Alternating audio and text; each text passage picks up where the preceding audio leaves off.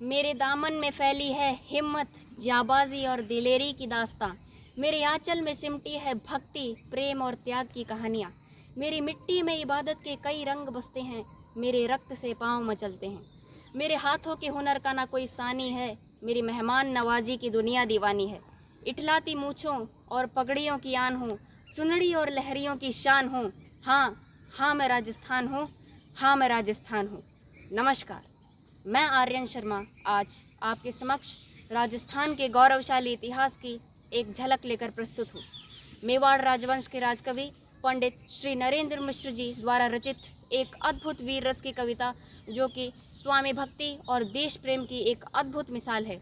यहाँ इतिहास के उस प्रसंग की चर्चा हो रही है जब रानी पद्मिनी के सुंदरता की ख्याति दिल्ली दरबार तक पहुँची। तब वहाँ के बादशाह अलाउद्दीन खिलजी ने राणा रत्न सिंह से रानी पद्मिनी के साथ मिलने की अपनी इच्छा जताई। राणा रत्न सिंह ने अकारण दुश्मनी मोल लेने से अच्छा इस संधि प्रस्ताव को स्वीकार किया और यह तय हुआ कि रानी पद्मिनी को प्रत्यक्ष न दिखाकर उन्हें दर्पण के सामने बिठा दिया जाए और उनका प्रतिबिंब पीछे खड़े अलाउद्दीन खिलजी को दिख जाए। मगर उनके सेनापति गोरा ने इस बात का विरोध किया तो राणा रत्न सिंह ने उन्हें डांट दिया और वे रुष्ट होकर चले गए। अगले दिन ऐसा ही हुआ। अलाउद्दीन खिलजी आया, रानी पद्मिनी का प्रतिबिंब उन्हें दिखाया गया। फिर राणा रत्न सिंह आदरपूर्वक उन्हें महल के बाहर तक छोड़ने गए, लेकिन उस कपटी ने अपने सैनिकों के साथ मिलकर राणा रत्न सिंह को छल से कैद कर लिया और दिल्ली दरबार ले गया। फिर अगले ही दिन उसने मेवाड़ को एक पत्र लिखा जिसमें लिखा था कि 10 दिन के भीतर यदि पद्मिनी को ना दिल्ली पहुंचाया गया तो राणा रत्न सिंह का कटा सर मेवाड़ पहुंचा दिया जाएगा। इस प्रसंग को पंडित श्री नरेंद्र मिश्र जी ने इस प्रकार कविता में पिरोया है कि दोहराता हूँ सुनो रक्त से लिखी हुई कुर्बानी, जिसके कारण मिट्टी भी चंदन है राजस्थानी। दोहराता हूँ सुनो रक्त से लिखी हुई कुर्बानी, जिसके कारण मिट्टी भी चंदन है राजस्थानी। रावल रत्न सिंह को छल से कैद किया खिलजी ने, रावल रत्न सिंह को छल से कैद किया खिलजी ने, कालजयी मित्रों से मिलकर दगा किया खिलजी ने। खिलजी का चित्तौड़ दुर्ग में एक संदेशा आया, खिलजी का चित्तौड़ दुर्ग में एक संदेशा आया, जिसको सुनकर शक्ति शौर्य साहस पर फिर अंधियारा छाया। 10 दिन के भीतर पद्मिनी का डोला यदि ना आया, यदि न रूप की रानी को तुमने दिल्ली पहुंचाया, तो फिर राणा रत्न सिंह का शीश कटा पाओगे और यदि शाही शर्त न मानी तो फिर पीछे पछताओगे। यह दारुण संवाद लहर सा दौड़ गया गढ़ भर में, यह बिजली की तरह क्षिदित सा फैल गया अंबर में। महारानी हिल गई, शक्ति का सिंहासन डोला था सतीत्व मजबूर, जुल्म विजयी स्वर में बोला था। रुष्ट हुए बैठे थे सेनापति गोरा रणधीर, जिनसे रण में भय खाती थी खिलजी की शमशीर। और अन्य अनेक मेवाड़ी योद्धा गढ़ छोड़ गए थे, अन्य अनेक मेवाड़ी योद्धा गढ़ छोड़ गए थे, रत्न सिंह की संधि नीति से नाता तोड़ गए थे। पर रानी ने प्रथम वीर गोरा को खोज निकाला। रानी पद्मिनी अपने सेविकाओं के साथ वन में गोरा को ढूंढते हुए गई, क्योंकि उन्हें पता था कि अकेला केवल गोरा ही है जो उनके सतीत्व की रक्षा कर सकता है। पर रानी ने प्रथम वीर गोरा को खोज निकाला, वन वन भटक रहा था मन में तिरस्कार की ज्वाला। गोरा से पद्मिनी ने खिलजी का पैगाम सुनाया, मगर वीरता का अपमानित ज्वार नहीं मिट पाया। बोला मैं तो तुच्छ हूँ राजनीति क्या जानूं, बोला मैं तो तुच्छ हूँ राजनीति क्या जानूं, निर्वासित हूँ राज मुकुट की हट कैसे पहचानूं। बोली पद्मिनी समय नहीं है वीर क्रोध करने का, अगर धरा की आन मिट गई घाव नहीं भरने का। दिल्ली गई पद्मिनी तो फिर पीछे पछताओगे और जीते जी रजपूती कुल को दाग लगा जाओगे। राणा ने जो किया कहा वह माफ करो सेनानी, और यह कह गोरा के चरणों पर झुकी पद्मिनी रानी, यह कह गोरा के चरणों पर झुकी पद्मिनी रानी। है ये क्या करती हो, गोरा पीछे हट बोला, और रजपूती गरिमा का फिर से धधक उठाता शोला। महारानी हो तुम, सिसोदिया कुल की जगदम्बा हो, प्राण प्रतिष्ठा एक लिंग की ज्योति अग्निगंधा हो। जब तक गोरा के कंधे पर जुर्जय शीश रहेगा, महाकाल से भी राणा का मस्तक नहीं कटेगा। तुम निश्चिंत रहो महलों में देखो समर भवानी, और खिलजी देखेगा केसरिया तलवारों का पानी। गोरा के सकुशल आने तक, राणा के सकुशल आने तक गोरा नहीं मरेगा, और सर कटने पर भी एक प्रहर तक धड़ युद्ध करेगा। एक लिंग की शपथ महाराणा वापस आएंगे, उन्हें महाप्रलय के घोर प्रभंजन भी न रोक पाएंगे। शब्द शब्द में वाड़ी सेनापति का था तूफानी, शिव शंकर के डमरू में जैसे जागी वीर भवानी। दोहराता हूँ सुनो रक्त से लिखी हुई कुर्बानी, जिसके कारण मिट्टी भी चंदन है राजस्थानी, जिसके कारण मिट्टी भी चंदन है राजस्थानी। खिलजी मचला था पानी में आग लगा देने को, खिलजी मचला था पानी में आग लगा देने को, पर पानी प्यासा बैठा था ज्वाला पी लेने को। गोरा का आदेश हुआ सज गए 700 डोले। अब यह योजना बनाई गई कि दुश्मन को उसी की चाल से हराया जाए। गोरा का आदेश हुआ सज गए 700 डोले, बाकुरे बादल से फिर गोरा सेनापति बोले, खबर भेज दो खिलजी को पद्मिनी स्वयं आती है, अन्य 700 सखियां भी वो संग लिए आती है।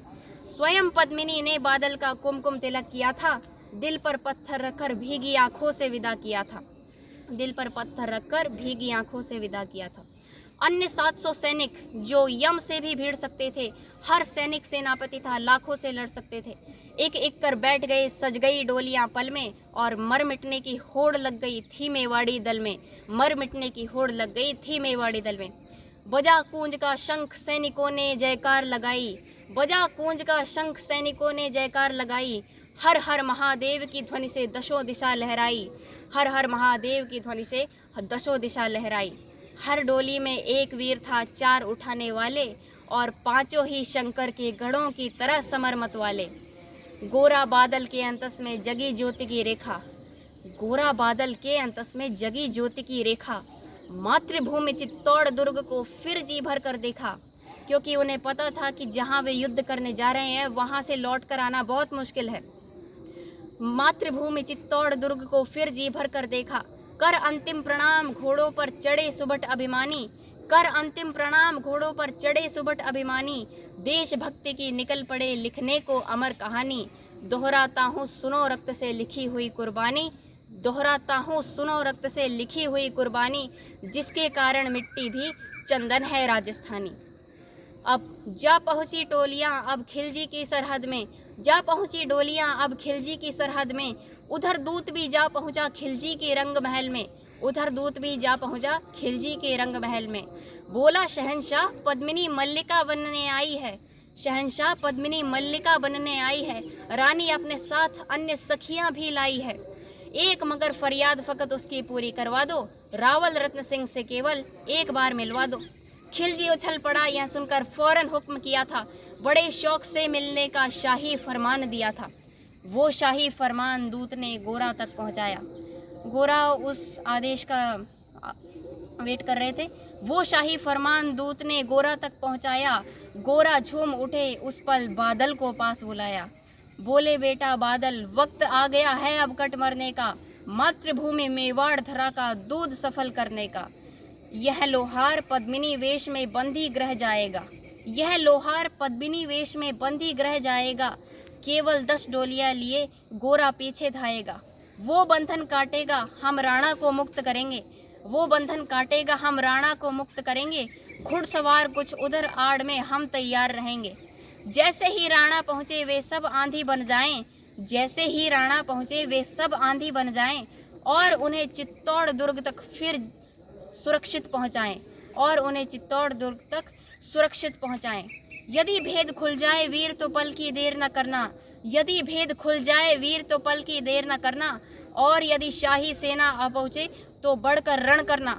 राणा जाए जिधर शत्रु को उधर न बढ़ने देना, राणा जाए जिधर शत्रु को उधर न बढ़ने देना। एक यवन को भी उस पथ पर पांव न धरने देना। मेरे लाल लाडले बादल आन न जाने पाए, तिल तिल कट मरना पर रजपूती मान न जाने पाए। बादल बोला ऐसा ही होगा काका, रजपूती अमर रहेगी, और बादल की मिट्टी में भी गौरव की गंध रहेगी। तो फिर आ बेटा बादल, सीने से तुझे लगा लूं, हो न सके शायद अब मिलना, अंतिम लाड़ लड़ा लूं। यह कह बाहों में भरकर बादल को गले लगाया, यह कह बाहों में भरकर बादल को गले लगाया। धरती कांप गई, बादल का अंतस मन भर आया, धरती कांप गई, अंबर का अंतस मन भर आया। सावधान कह पुनः बड़े पथ पर गोरा सेनानी, सावधान कह पुनः बड़े पथ पर गोरा सेनानी, और पहुँच लिया छट से मुड़कर बूढ़ी आंखों का पानी। दोहराता हूँ सुनो रक्त से लिखी हुई कुर्बानी, दोहराता हूँ सुनो रक्त से लिखी हुई कुर्बानी, जिसके कारण मिट्टी भी चंदन है राजस्थानी। गोरा की चातुरी चली राणा के बंधन काटे, गोरा की चातुरी चली लोहार ने राणा के बंधन काटे, छांट छांट कर शाही पहरेदारों के सर काटे। लिपट गए गोरा से राणा गलती पर पछताए, लिपट गए गोरा से राणा गलती पर पछताए, और सेनापति की नमक हलाली देख नयन भर आए। मगर खिलजी का सेनापति पहले से ही शंकित था, खिलजी का सेनापति पहले से ही शंकित था। वह मेवाड़ी चट्टानी वीरों से आतंकित था। जब यह मिलन देखा समझ गया पद्मिनी नहीं आई है और मेवाड़ी सेना खिलजी की मौत साथ लाई है। पहले से तैयार खड़ी फौज को उसने ललकारा और निकल पड़ा टिट्ठीदर रण का बजने लगा नगाड़ा, निकल पड़ा टिट्ठीदर रण का बजने लगा नगाड़ा। दृष्टि फिरी गोरा की मानी राणा को समझाया, दृष्टि फिरी गोरा की मानी राणा को समझाया, और रण मतवाले को रोका जबरन चित्तौड़ पठाया, रण मतवाले को रोका जबरन चित्तौड़ पठाया। जो ही राणा रत्न सिंह चले शाही सेना लहरा कर आई, और खिलजी की लाखों नंगी तलवारें पड़ी दिखाई। खिलजी ललकारा दुश्मन को भाग न जाने देना, रत्न सिंह का सर काटकर ही वीरो दम लेना, रत्न सिंह का सर काटकर ही वीरो दम लेना। टूट पड़ो मेवाड़ी शेरो बादल सिंह ललकारा, हर हर महादेव का गर्जा नभ भेदी जयकारा। निकल टोलियों से मेवाड़ी बिजली लगी चमकने, निकल टोलियों से मेवाड़ी बिजली लगी चमकने, काली का खप्पर भरने तलवारें लगी खटकने, काली का खप्पर भरने तलवारें लगी खटकने। राणा रत्न सिंह के पथ पर शाही सेनापति तनिक बढ़ा था, पर उस पथ पर तो गोरा हिमगिरी सा आरा खड़ा था।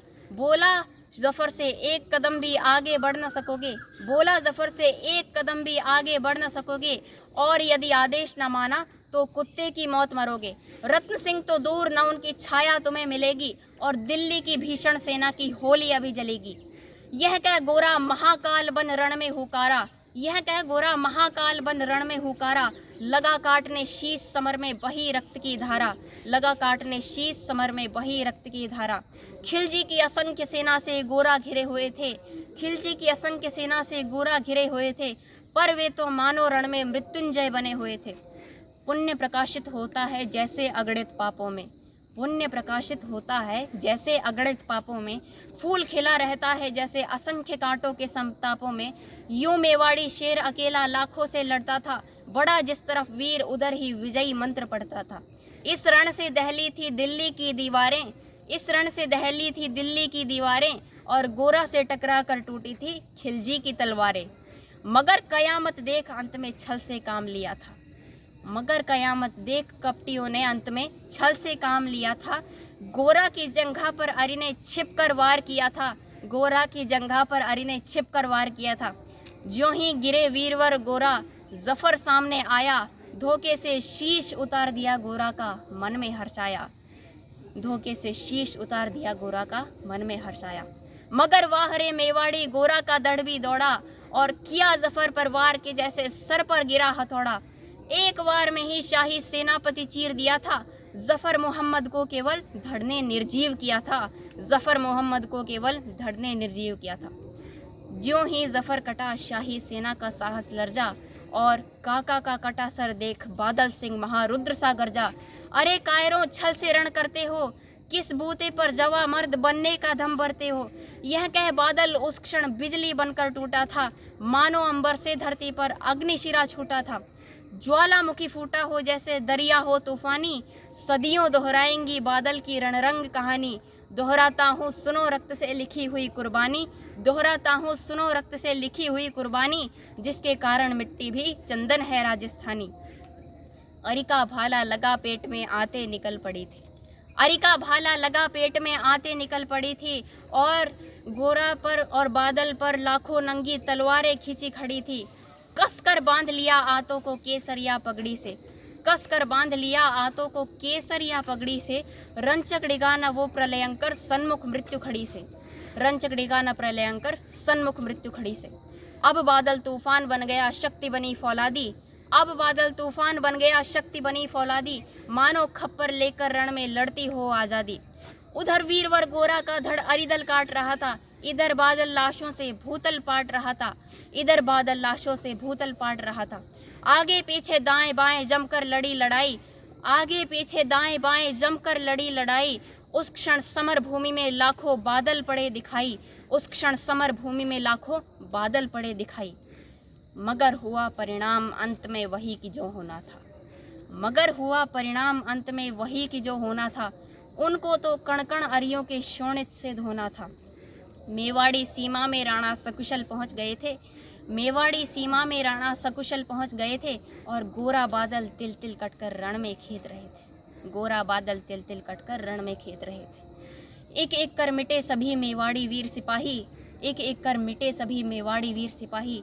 रत्न सिंह पर लेकिन रंचक आँच ना आने पाई, रत्न सिंह पर लेकिन रंचक आँच ना आने पाई। गोरा बादल के शव पर भारत माता रोई थी, गोरा बादल के शव पर भारत माता रोई थी। उसने अपनी दो ज्वलंत प्यारी मणियाँ खोई थी। धन्य धरा मेवाड़, धन्य गोरा बादल अभिमानी, धन्य धरा मेवाड़, धन्य गोरा बादल अभिमानी। जिनके बल से रहा पद्मिनी का सतीत्व अभिमानी। दोहराता हूँ सुनो रक्त से लिखी हुई कुर्बानी, दोहराता हूँ सुनो रक्त से लिखी हुई कुर्बानी। जिसके कारण मिट्टी भी चंदन है राजस्थानी, जिसके कारण मिट्टी भी चंदन है राजस्थानी। अंत में वीर प्रसविनी राजस्थान की धरा व उनके वीरों को नमन करते हुए अपनी वाणी को विराम देता हूँ। धन्यवाद।